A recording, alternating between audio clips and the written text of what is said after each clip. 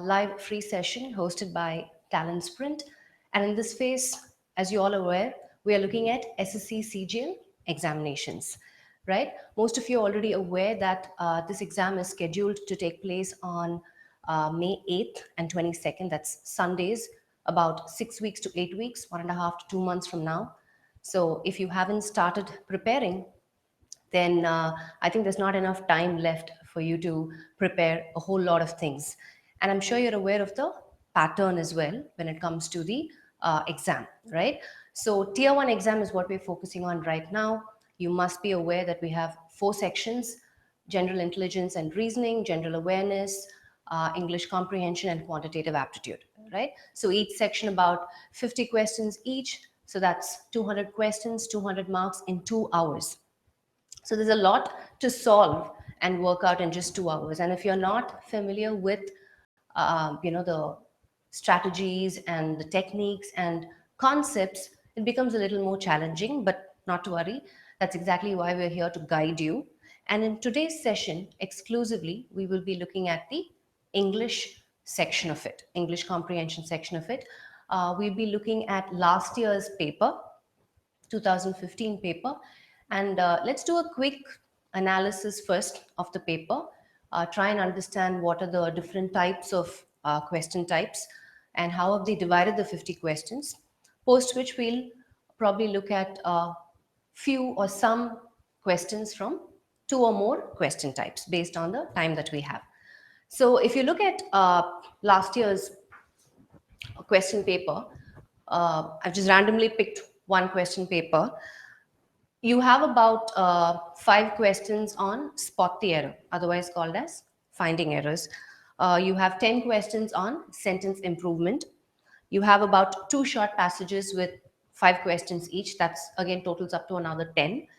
And then you have 5 questions on fill in the blanks. You have 7 questions on one-word substitutions, 6 questions on synonyms and antonyms. So that's 3 questions on synonyms, 3 questions on antonyms. And then you have 5 questions on idioms and phrases and 2 questions on spellings. So that totals up to 50. So if you remember from our previous sessions, we had discussed that there are certain question types where we either know the answer or we don't know the answer, right? So those question types will fall under the category of idioms and phrases, one-word substitutions, synonyms and antonyms, and spellings. Either you know the answer or you don't know the answer. Now, when it comes to idioms and phrases, again, it's a little tricky. We need to be careful to understand that there's a difference between the literal meaning and the idiomatic meaning. And if there is a context, then it becomes easier for us to arrive at the answer. So what are the question types that are a challenge for us mostly? Finding errors, spot the error, sentence improvement, and fill in the blanks. So those are the 3 question types that we will focus on in today's session. Okay, so let's get started. Let's get down to business right away. So I'm going to quickly write down the questions here. Or let me see if I can share the questions with you, and then we will take it forward. So yes, the session, of course, has started. I'm just looking at a couple of people who are logging in yet. Some of them are still trying to log in, so we'll give it a couple of minutes until they log in. And while we wait for them to log in, just letting you know that this holy season, we have an exciting offer happening, which is a flat 40% off on all of our programs. So all you need to do is log into www.talentsprint.com and click on Banking Careers, which is on the top right corner. You will have all of the online programs listed, so you can choose which program fits your need, and immediately start taking advantage of the flat 40% offer that's available. And mind you, the offer expires in the next 2 days, so it's starting today. We have it open till Friday, and there's a coupon code that you can apply for saying color 40, which is also available on the website. And while you're there, you can also check out a couple of sample videos that you can go through, and then pick and choose the best offer that is available for you. All right, so I think quite a few of them have logged in, and we can get started. Okay, so the first thing that we will look at is spot the error or finding errors, right? So I'm going to put down the question. Just give me a minute.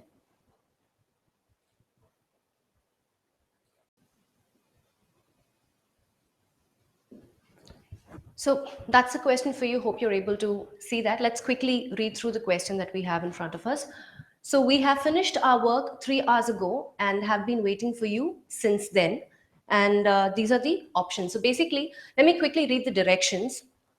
It's important for us to pay attention to the directions. I'll explain to you why. So the direction reads, some parts of the sentences have errors and some are correct.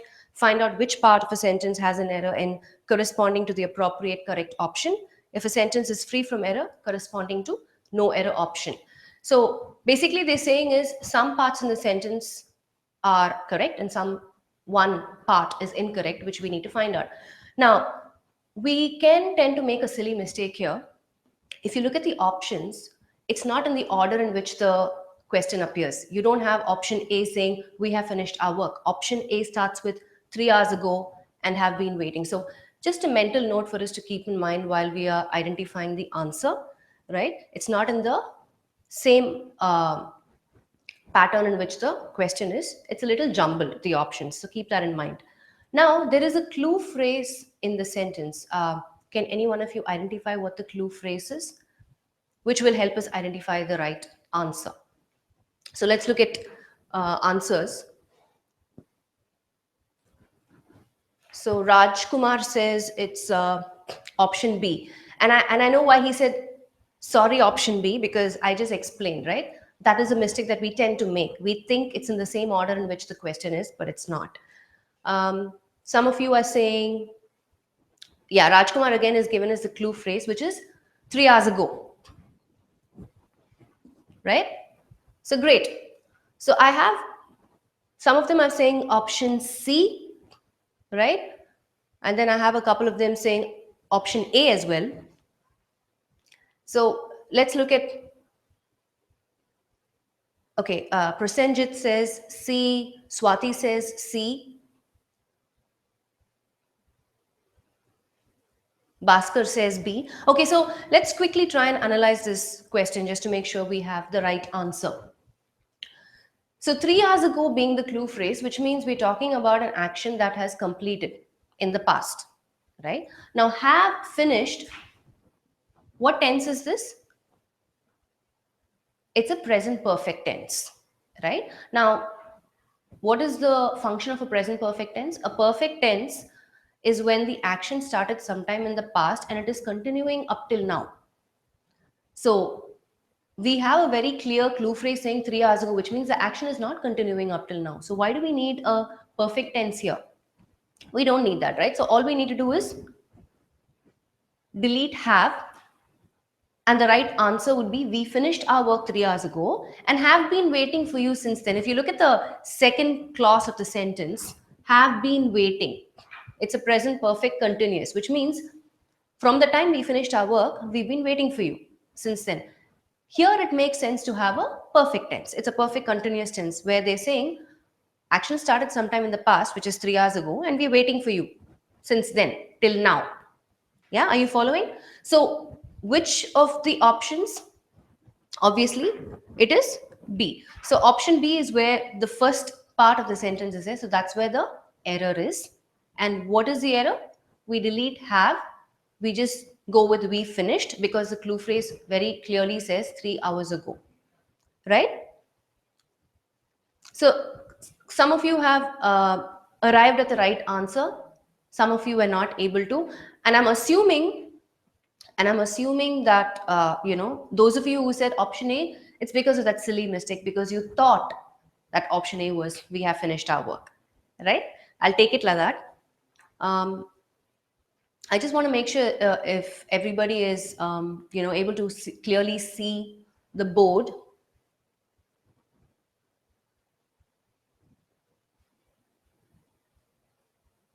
Okay, so let's quickly address Mugesh's question. So he says, can we say if we had finished? Again, had finished is a past perfect tense. I don't need a past perfect tense, right?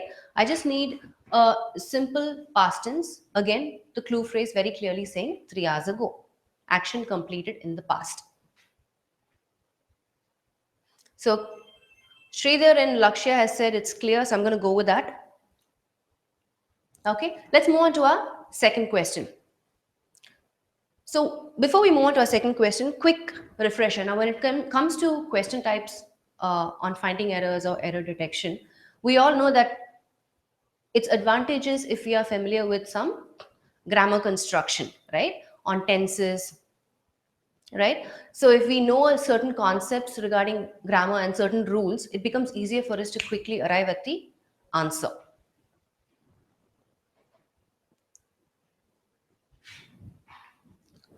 So I'm going to erase this. We're going to move on to the second question.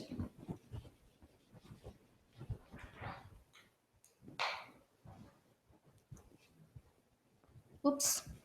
Okay, let me know if this is better in terms of you being able to see what's on the board. So I've switched to blue.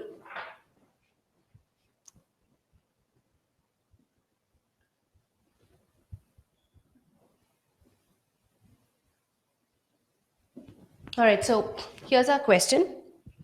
Right, let's read the question. Is this better? Are you able to see more clearly?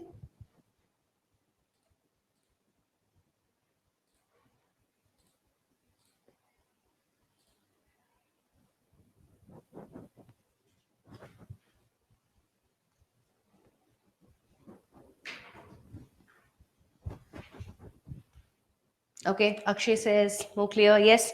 All right. So let's read the question. Several guests noticed Mr. Sharma falling back in his chair and gasping for breath. So what are my options? Option A, falling back in his chair. B, several guests noticed Mr. Sharma. C, and gasping for breath. D, no error. Okay. So when you look at somebody said crystal clear. Jayesh. Okay, thank you, Jayesh. So we'll go with that.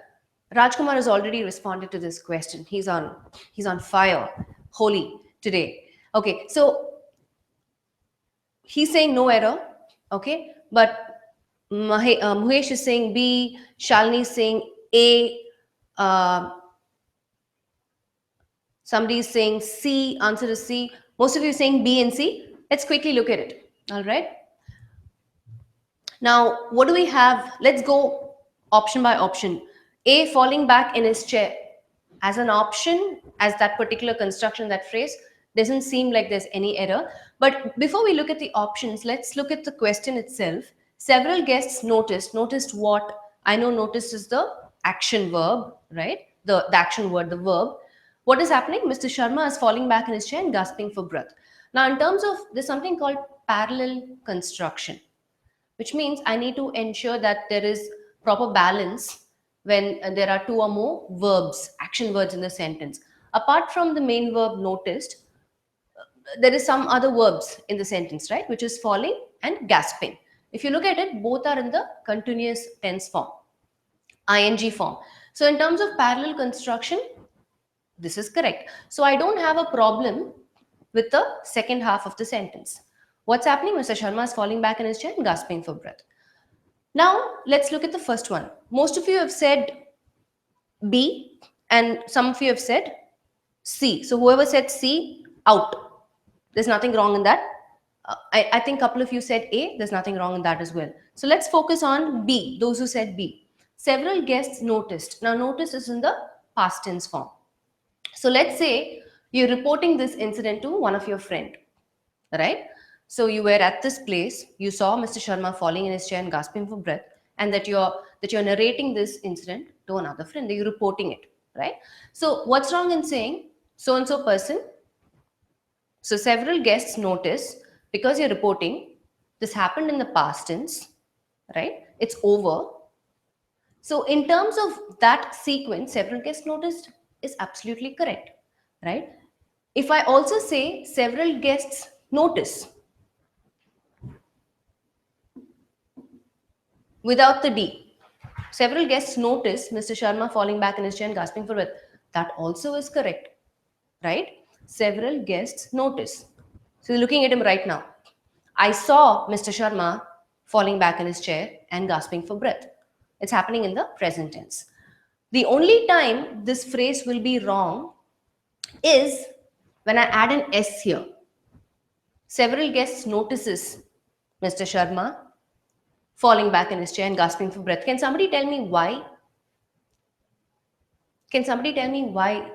Why will it be wrong if I add an S here? So you need to understand these questions, whichever source that you look from. Sometimes it changes the question, pattern itself. So I want one of you to explain to me, why will it be wrong if I add an S? Then B will be incorrect. If it reads several guests notices. So Lakshya says the subject is plural. Perfect. Bang on, Lakshya. That is correct, right? My subject is several guests, more than one person. So for a plural subject, I need a plural verb. Notices is a singular verb. That's why it's incorrect. Yeah, just for our understanding. But as such, this question, there is no error. The answer is D. In case the question goes several guests notices, then the error will be in option B. All right? Guests is plural, yes. Katyayani, you got it right as well. So, a lot of you are getting it right now. So let's move to our third question.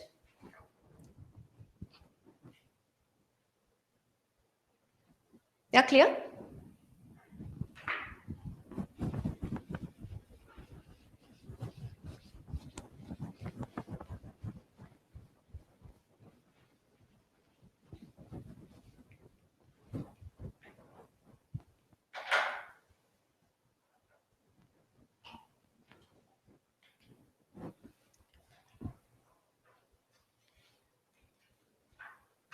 That's correct. The questions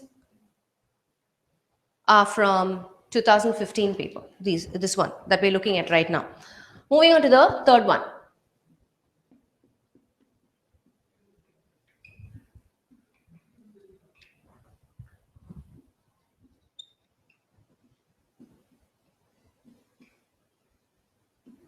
Right? So this is our question. Many a man want to be rich quickly. And our options are option A, want to be, option B, many a man, option C, rich quickly, option D, no error. Now there is a rule. It's just a simple rule. If you know that rule, you won't even waste time on this question. You'll quickly identify the answer and move on. So can somebody identify what the rule is? What is the rule behind this question?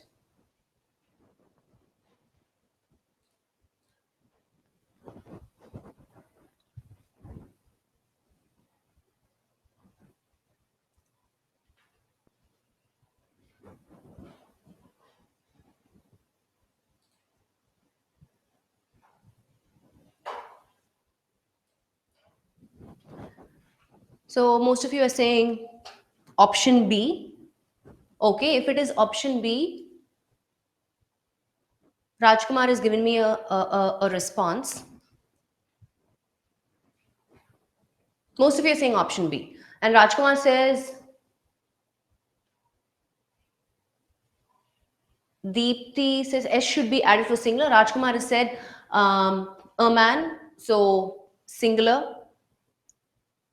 Okay, let's quickly look at it. Now, what is the rule? The rule is if a sentence begins with many it is usually followed by a singular noun and a singular verb. That's the rule, right? So if you know the rule, you won't waste time on this. So what do you need to change? Because it's singular, which means the verb also needs to be singular. So what do you change? What's the verb in this sentence? What is the action word? Yeah. So Lakshya, correct, right? You change want to wants. And so the answer is B. Now let's take a moment and dwell on this question for a bit. Now, when I say many a man, it has a plural meaning, which basically means many men. Right? It has a plural meaning, but because of many a man, it takes up the singular verb and the singular noun, though it has a plural meaning. So most of you got it right. So you just change want to wants. You add an S here, matching the singular subject. So the singular verb is aligned to the singular subject, many a man. Right? So it's as simple as that.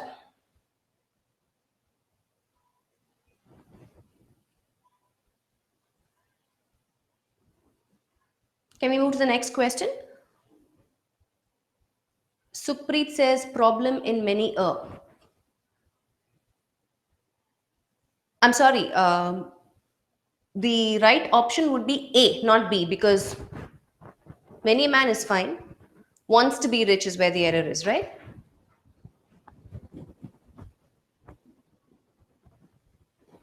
I mean, we identified the error, right? We didn't tick the right option. So again, like I keep saying, that's one mistake that we tend to make. We know the answer, but because the options are jumbled, we end up identifying or ticking the wrong answer option.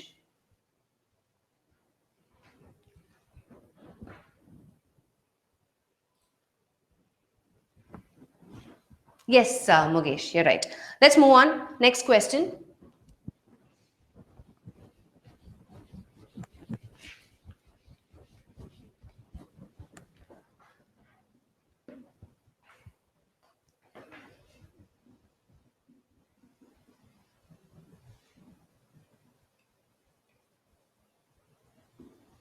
All right, so this is our next question. A study is going underway to determine the exact concentration of lead in the water supply. Option A, to determine the exact concentration. Option B, a study is going underway. Option C, of lead in the water supply. And then we have no error. So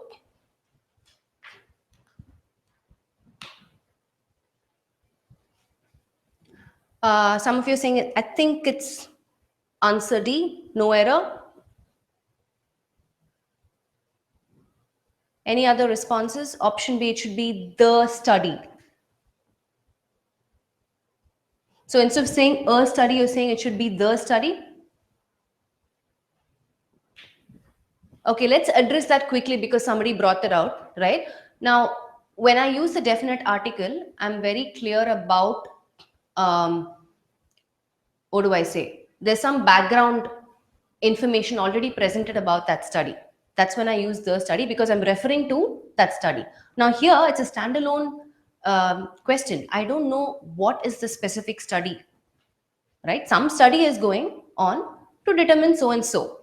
So always remember, when you're getting confused between articles, right, there will always be an introduction. When you introduce something, it will always start with an indefinite article. When you're referring to the same thing again, that is when you use the definite article, the. Right? When you look at exceptions and differences between the and a, this is one of the foremost differences that you need to keep in mind. So since here we don't know what is a specific study, the definite article is not required. Yeah, most of you have said D, which is no error. Now, if you look at the previous three questions, the first question, it was around tenses, right? The second question also, it was around tenses. It was no error, but the question pattern where we were looking for is, is the parallel construction correct, right? Around tenses. The third question, it was a simple rule. We said many a sentence begins with many, it usually follows a, it is usually followed by a singular noun or a singular verb. Now, in the fourth question, I'll give you a clue, right? I'll give you a clue and let's see if somebody is able to identify the answer. Now, you might get the answer option online, right? That's not a problem. We need to figure out why is that the wrong answer. Okay, so I'll give you a clue. The clue is there is a word that is not required to be there. Okay, first of all, there is a key word in the sentence. And there is another word which is not required to be there because the keyword itself is giving me a complete definition. So, can somebody tell me or identify what is the keyword and what is the unnecessary word in the sentence? Most of you have given me the answer, right? I want to dig further and great. Who's this? Kadiresan, correct. Underway is the keyword. So what is the meaning of underway? Underway is not the unnecessary word. Underway is the keyword. Okay, what is the meaning of underway? Underway means something that has already started and it's going on now, right? It is in progress. The action has started maybe some time back, or it's currently happening now. It's going on right now. That is the meaning of underway. So what is the unnecessary word? Yes, Supreet. Correct. The unnecessary word is going. I don't need this again. It's superfluous. What is the meaning of superfluous? It is not required to be there. It's an additional unnecessary word because I already have the keyword underway, which means something is going on right now. So I don't need going again. Right? For example, let me throw some examples. The project is underway. I don't have to say the project is going underway.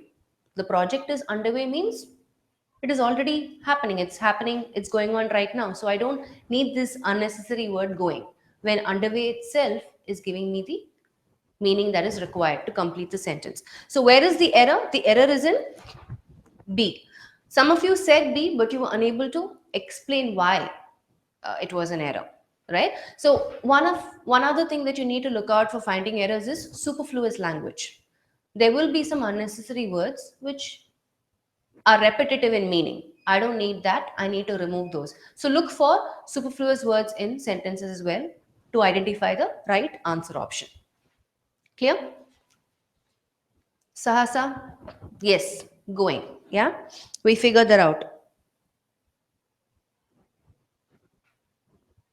So let's move on to our next question.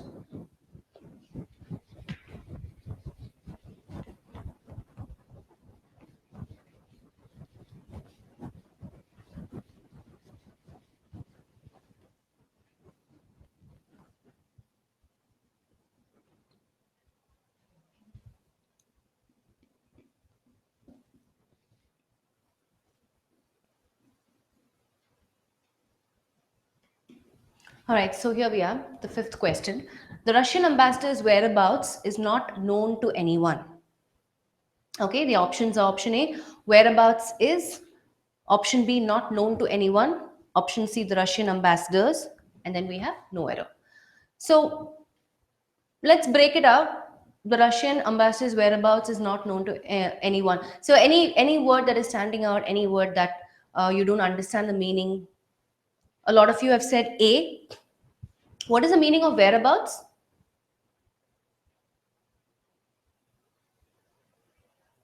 The meaning of whereabouts? Approximate location or place. You know, somebody's, where are they at? At, where could they be? So whereabouts means which place are they at? You know, what is your location? What is your approximate place that you are at? That's whereabouts. The Russian ambassador's whereabouts is not known to anyone. Where exactly? Yes, correct, Rajkumar. So we understand the meaning of whereabouts. We understand what the sentence is trying to convey. The Russian ambassadors. So there's an apostrophe S here. Do you think something is wrong with that? What is the function of this apostrophe S here? What is it expressing? Some of you, Kiran is saying C is the answer. The Russian ambassadors. That is where the error is. So Kiran, can you tell me why is C an error? Why do you think it's an error? Because of the apostrophe S? Again, for questions like this, you need to be familiar with the rules that revolve around punctuation marks as well, right? So apostrophe S in this particular sentence is bringing out the meaning of possession, right? Whose whereabouts are we talking about? The Russian ambassador's whereabouts, right? I'll give you another example. Let's say, for example, your friend bought a new computer, right? And you want to talk about that, right? So I would say, let's say your friend's name is Arun.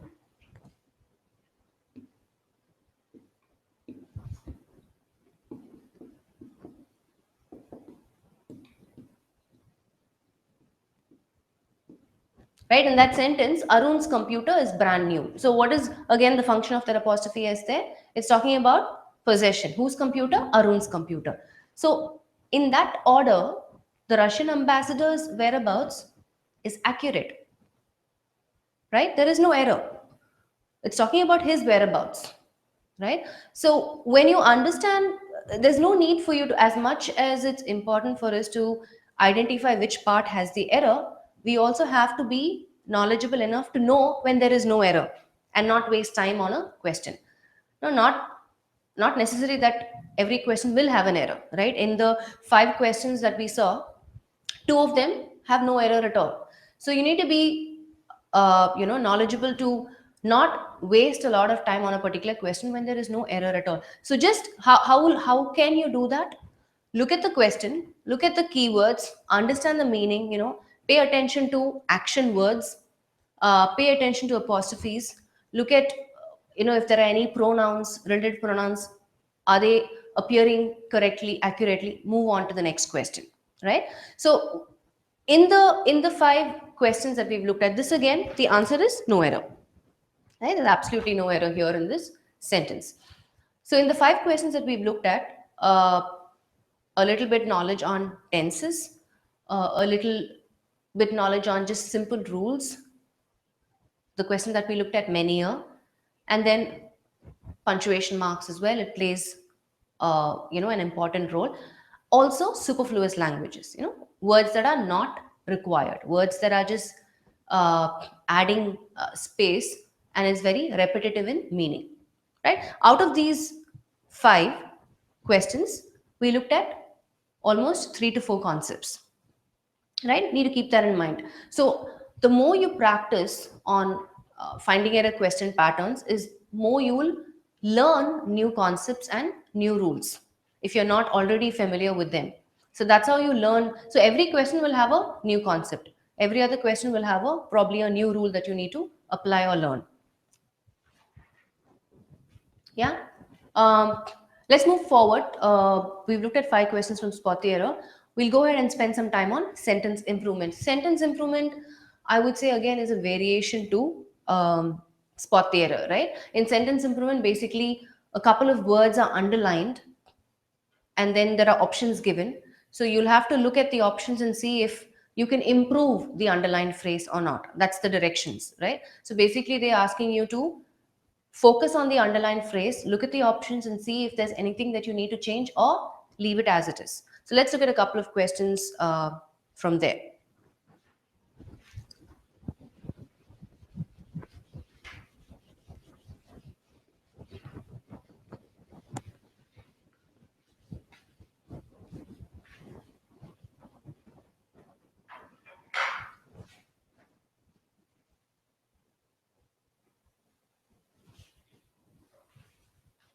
Okay, we're moving on. Sentence improvement.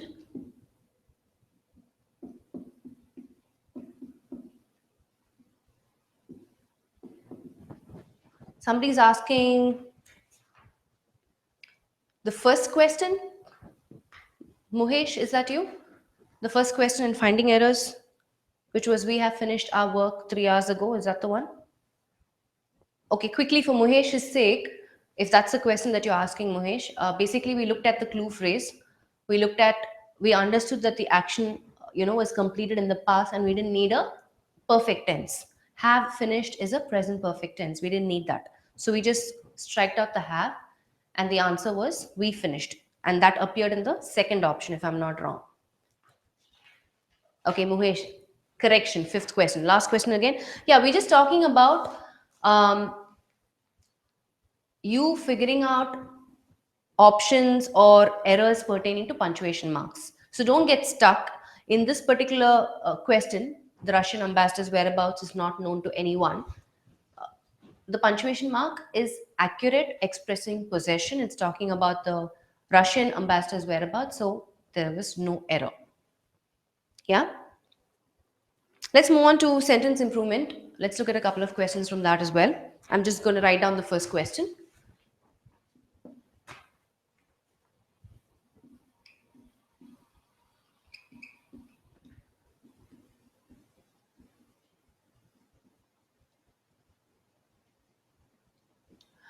Okay, so here's our first question in sentence improvement. Reading, we have been retracing our steps to the log cabin 10 minutes ago. The underlined phrases have been retracing. And the options are option A will be retracing, option B have to retrace, option C had to retrace, and then we have no improvement. Again, in this context, can you quickly identify if there are any clue phrases? I said sentence improvement is like a variation to finding errors, right? So again, whenever it comes to sentence improvement or finding errors, immediately look for clue phrases. Focus on the action words, the verbs. So having looking at this question, what's our clue phrase? Quickly. Some of you are saying B. Some of you are saying C.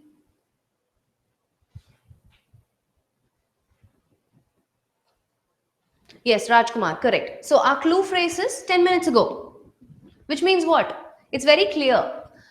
Anything that is defined in terms of time, right? When I say 10 minutes ago, I know it is talking about a time in the past, right? So I don't even have to, I can close my eyes and pick the answer, right? Will be retracing, future tense, I don't need that. Out. Have to retrace, 10 minutes ago. It's talking about, again, have to retrace. It could be, it's giving me a future meaning. I have to do something.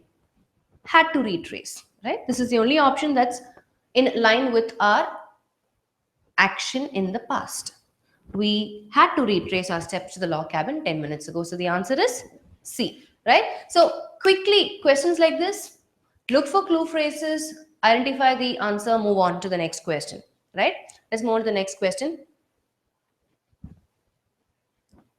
Okay, Mariswari wants the explanation for whereabouts. We quickly take a detour and explain that quickly to her. When I say whereabouts, I'm talking about somebody's position, where they are, right? Where is their approximate location or where is their approximate place? Where are they? I don't know. So when you're saying whereabouts, it could be what are they doing right now? I don't know. Where are they? Where could they be? Right? So when I say whereabouts, I'm talking about their approximate position or location or place. Okay? Moving on to the second question. Mariswari, you got the answer.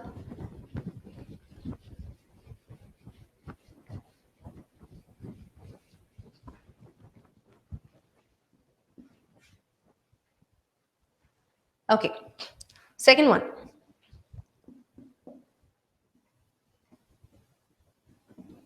All right. So this is our next question. Is that word correct? Yes, that's correct. Mugesh.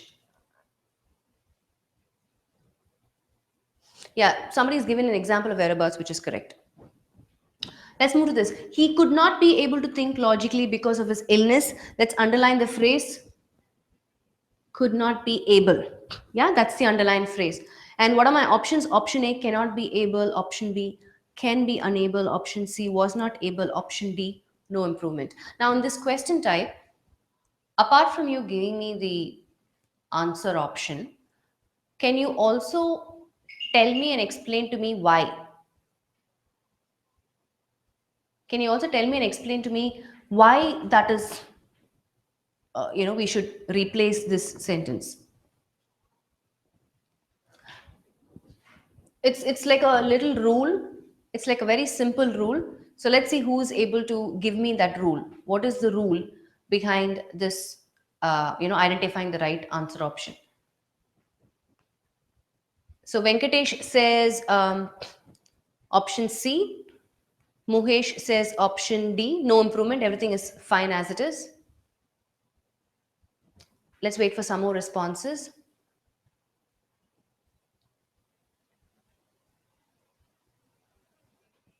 Present tense. Could be is used in passive sentence. Okay.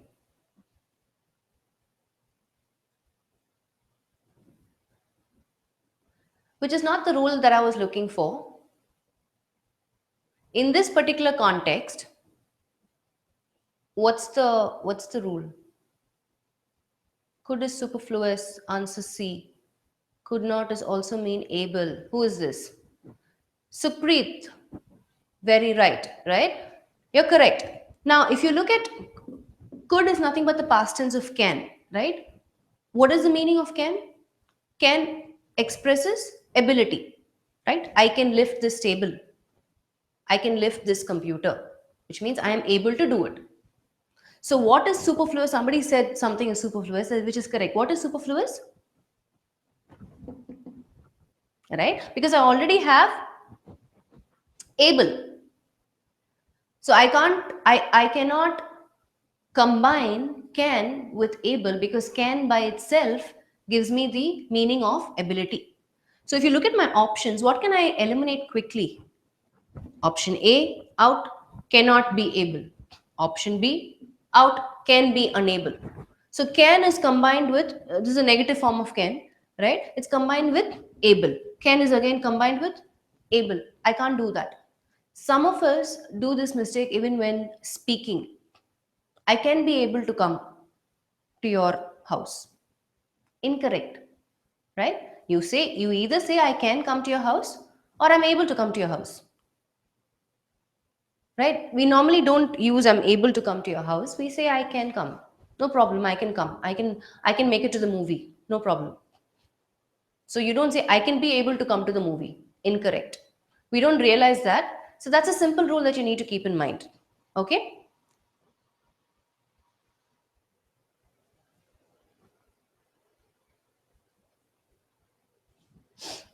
So what's the answer? The answer is C. Whoever said option C, correct.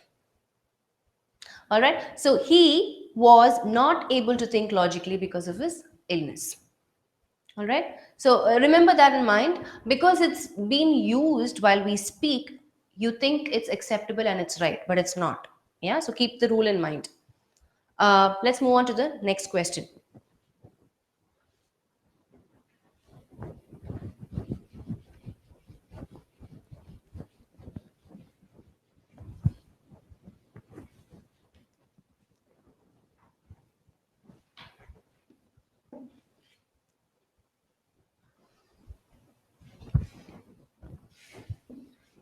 Okay. Let's look at our next question. River Damodar in West Bengal carry the effluents from the Durgapur industrial complex for miles. Carry the effluents is the underlined phrase. Our options are option A, carried the effluents. Option B, carries the effluents. Option C, carries the effluents. And then you have no improvement. Now, quickly, if you look at the sentence, this seems like an action that happens on a regular basis, right? It's a repeated action. Yes. So, what tense would you use for an action that happens usually or a repeated action? Can somebody quickly answer that question? Everybody is busy giving me the answer. Most of you are saying option C, option C. Some of you are saying option B. Bhaskar has said no improvement. Everything is correct. Yeah, Muhesh, correct. Present tense, right? So when I have a repeated action or an action that is happening regularly, I will only use the present tense. So what can I quickly eliminate in the options? A, out. It's using a past tense, carried the effluents. Are you saying that it no longer carries right now? No. This is something that happens on a regular basis. So River Damodar in West Bengal carried the effluents is out. I have to choose between B and C, or maybe there is no improvement. Let's address the fact that some of you are saying it is no improvement. You know, one or two of you said no improvement. Now let's go back. Look at the phrase. It says carry the effluents. Which is the subject in the sentence? Which is the subject in the sentence? River Damodar. Singular subject or plural subject? Singular subject. So if it's a singular subject, I need a singular verb, right? So if it's a singular verb, what verb is here? It's a plural verb. He carries, she carries, they carry. This is a plural verb. So whatever is underlined in the sentence is incorrect. I need a singular verb. The options that give me the singular verb are B and C. Carries, carries. right? So third step, what's the third step? I have to choose between whether it's effluence or effluence, right? That's what I need to choose. So look at how we quickly eliminated options. We looked at the sentence, we understood what's happening there, what is the action. Always focus on the action word, the verb first, right? So this is a repeated action. I need a present tense. I eliminate option A. Next, I look at the phrase in the sentence. This is a singular subject. I need a singular verb. I don't need a plural verb. I eliminate whatever is there in the sentence. I look at my B and C. I have to choose between effluence and now effluence is a noun, which means what? The act or process of flowing out. What is effluence? Effluence is a discharge of, it's a liquid waste, right? Now, isn't that more appropriate to this context? River Damodar in West Bengal carries the effluence, which is the discharge, liquid waste, from the Durgapur industrial complex for mines, right? So, what's the answer? Option B. So, how many of you got that right?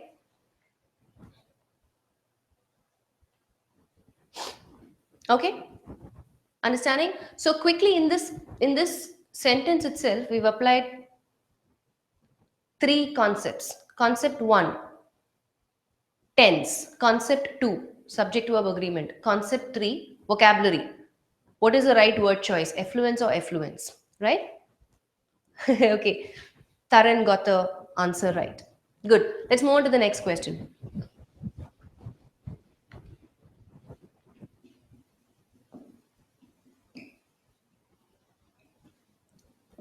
Okay, let's read the next question. I hope you will be able to steer ahead of the anti-social elements. The underlined phrases steer ahead, and then we have option A, steer free, option B, steer clear, option C, steer out, and then no improvement.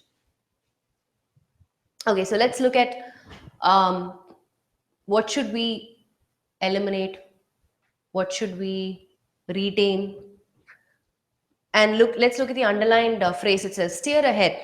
Now if you ask me, when I'm using steer ahead in a context, right, um, it reminds me of someone driving the car, you know, on a flat road.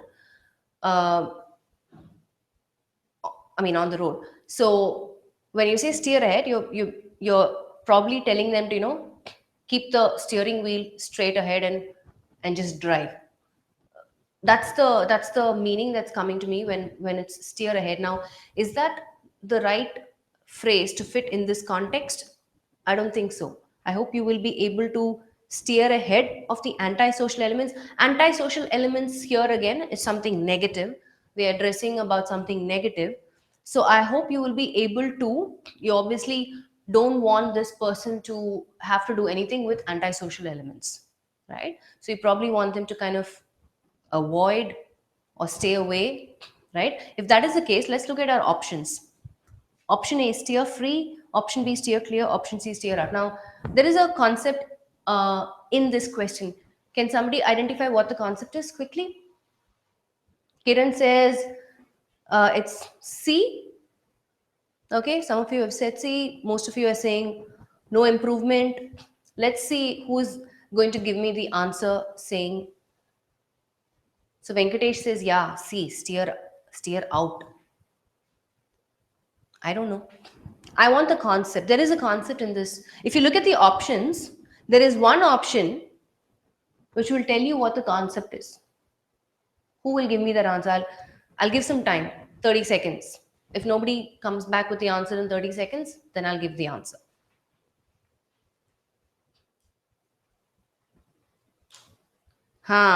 Lakshya.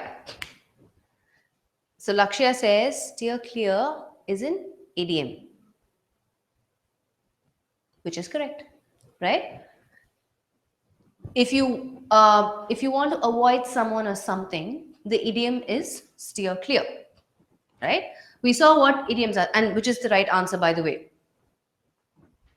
Okay, steer free and steer out are not idioms, are not phrases that we normally use either in writing or while speaking. The right idiomatic expression is steer clear, right? Let's say one of your friend is you really annoyed your friend, or you irritated your friend, and your friend is angry with you because you did something very wrong to him or her. So if I have to put this in a sentence, I'm just giving you a background. So I'd say, Sridhar is mad at me. I have been steering clear from him, right? Just to give you an example. So steer clear is where you want to avoid doing something. So I hope you will be able to steer clear of the antisocial elements. Yeah. Okay. So here all you had to know was the meaning of that idiom, steer clear. If you know that, if you're familiar with idioms, you would have been easily able to identify the right answer. Let's move to the next question.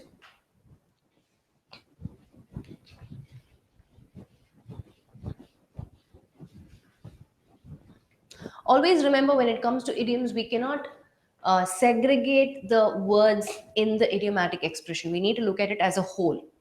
Because when you start segregating the words, somebody is saying, let's look at just steer, it'll confuse you. Because an idiomatic expression itself, it combines two or three words, and if you take the individual words, it gives you a completely different meaning from the entire expression. So never do that mistake. Yeah, don't uh, break the expression into individual words and then look at it. You will get the answer wrong. Always look at the expression as a whole, because that's a completely different meaning. Let's look at the next question.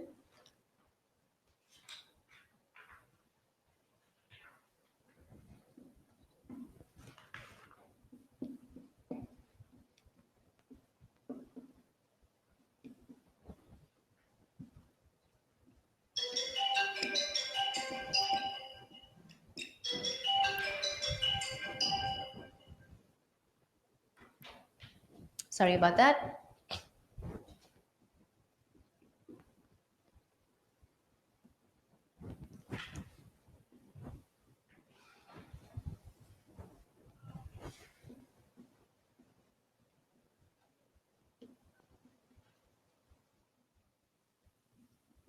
So I want you to take a look at the next question that we have. What's the underlined phrase? Yeah. And look at the options and see what you need to clear out.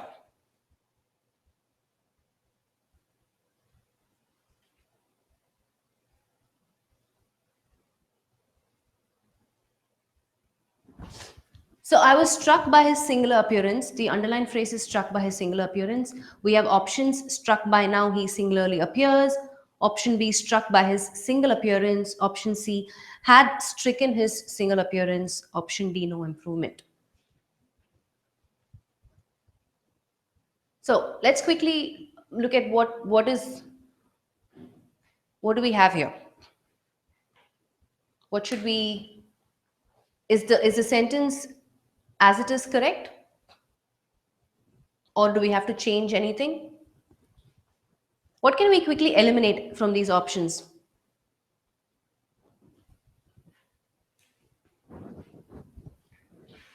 This is actually how, not now. Struck by how he singularly appears. Okay, let's quickly focus on. Most of you are saying, I think D. Some of you are saying B. Okay, now let's look at again. I've always said sentence improvement, finding errors, focus on the action word, verb. What's the action word here? Struck, right? So when you say you're struck by something, which means you're affected by something overwhelming, right? Usually we've heard the phrase, someone got struck by lightning. Something very, very, out there, overwhelming, extreme effect. So having understood the meaning of this action word struck, when people are saying option B, struck by his single appearance, what is so overwhelming about his single appearance? In fact, single appearance as a phrase in itself is incorrect, right? Struck by how he singularly appears doesn't make sense. I was, had stricken is, again, was and had does not combine together, does not go hand in hand in terms of grammar construction. So incorrect, right? So what's the other words in the sentence. Appearance is my noun, singular is the adjective. So what is the meaning of singular here?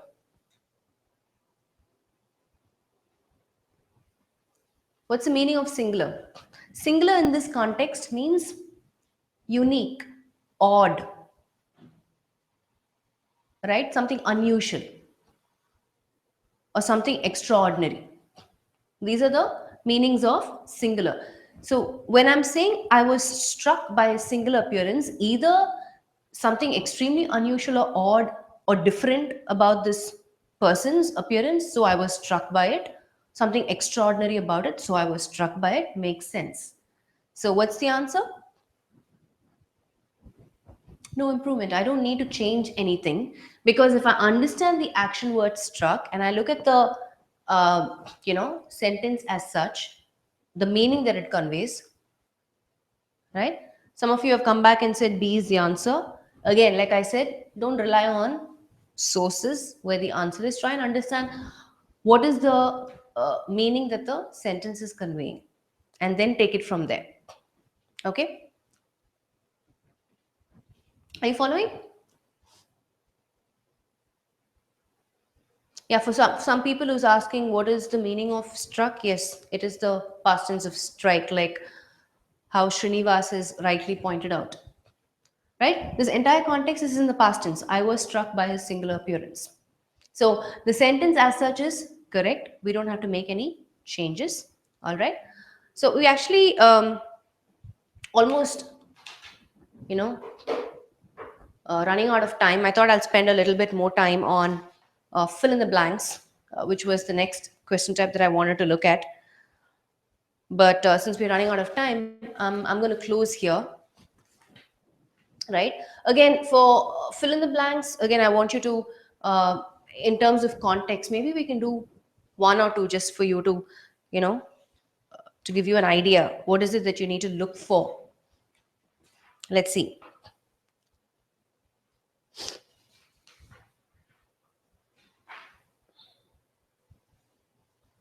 Okay, let's just look at one or two when it comes to fill in the blanks, and then we'll close. Yeah. So sentence improvement. Again, a couple of things, concepts that we looked at. We'll summarize it probably towards the end. But for now, let's quickly look at one or two fill in the blanks.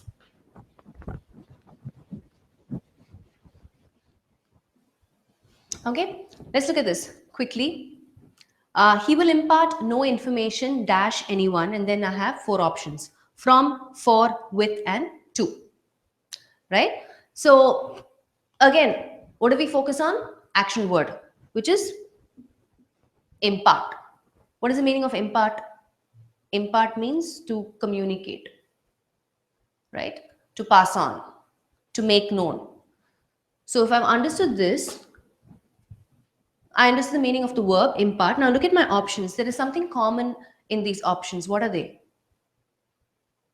All these options are prepositions. Right? So for this particular question type, if you're familiar with verb preposition collocations, then it will be easier for you to arrive at the answer. Yeah? What's the answer?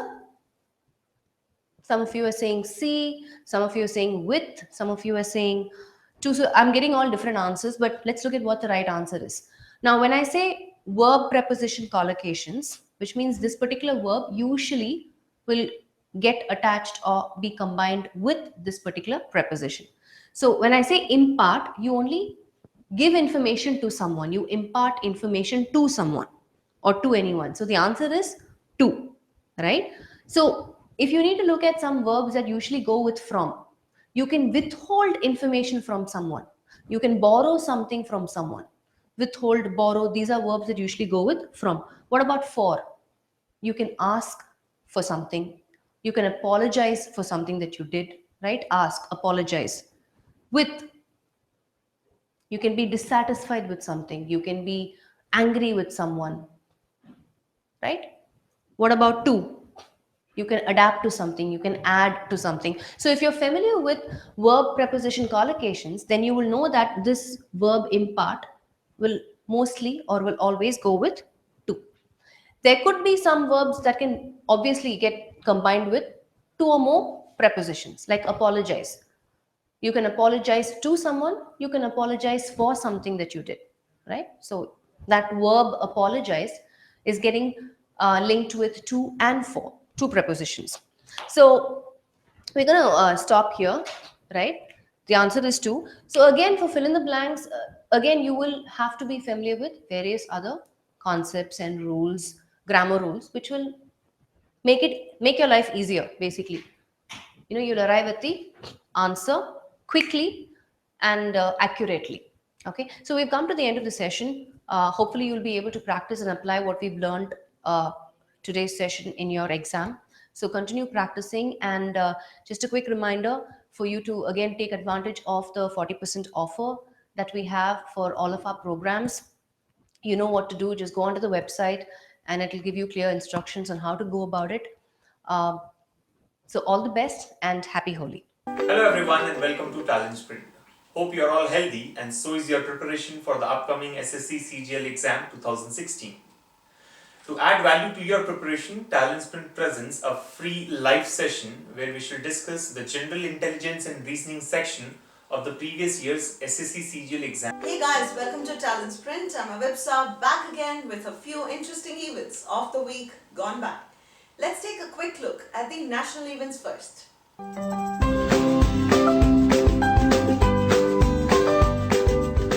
The Cabinet Committee on Economic Affairs, that is the CCEA, chaired by our Prime Minister Shri Narendra Modi, has approved the Pradhan Mantri Ujjwala Yojana.